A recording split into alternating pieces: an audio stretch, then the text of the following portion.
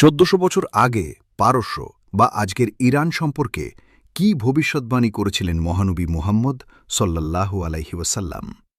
শুনলে অবাক হবেন।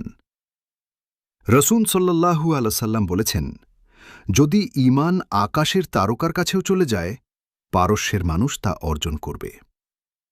মহানবী সাল্লাল্লাহু আলাইহি ওয়াসাল্লাম ভবিষ্যদ্বাণী করেছিলেন, কিসরার সাম্রাজ্যের ধ্বংস হবে, এরপর আর কোনো কিসরা থাকবে না।